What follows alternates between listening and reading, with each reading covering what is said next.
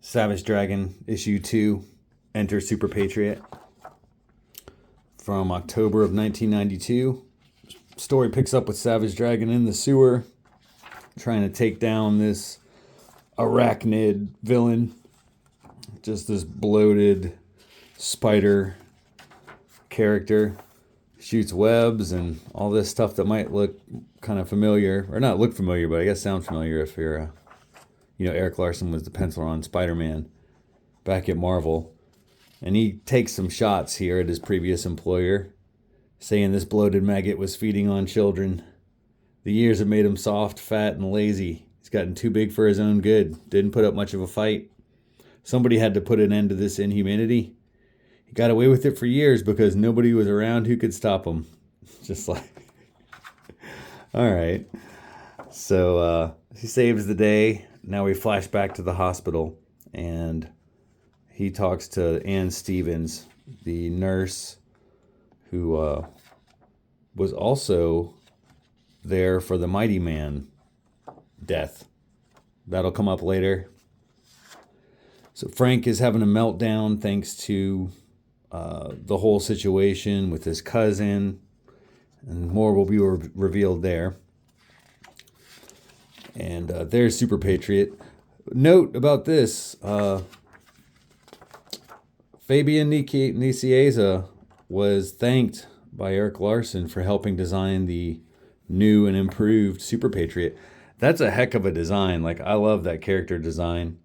And it's, they did McFarlane Toys released a character based on that, or was that character? And just a really solid design that they used for years. So kudos to Nicieza there. Here's an important story beat. Dragon's moving out of Frank's place into a new apartment. He meets Debbie, this young girl who is living in the same apartment complex with her mother. And they kind of hit it off a little bit, but it's back to work. It's a pretty dope shot with him on the motorcycle. So now he's going to take on these 3 goons, and when he enters the building, they just throw all these hostages up into the air. Nice poster there. And so he has to try and catch them all, but he can't, and you just hear all the thuds and thwacks. That's pretty gnarly. And all the blood spatter back there. So this is already coming out. That's pretty crazy. This is early in the run, and there's already a crossover with Megaton Man. Maybe we can take a look at that. So there's, a lot of action in this issue. Savage Dragon fighting the Vicious Circle, which is what I think Eric Larson shines at this point. And Super Patriot enters the building, and he starts murdering the villains. And Savage Dragon is a cop, so he can't stand for that. Tries to stop him, but it doesn't go his way. He gets shot. Super Patriot's about to blow his head off. And then God bless Alex, his partner, steps in, saves him. Let's see. Oh man, yeah, all the blood. This is some classic Larson tropes here. This panel comes back a lot, I feel like. And the end of an issue just covered in blood like that, with everybody laying out there. I feel like a lot of his issues will have that sort of finale. Now we get into the letters page, and Larson talks about maintaining the monthly schedule, which he was one of the few Image guys that actually was able to do that.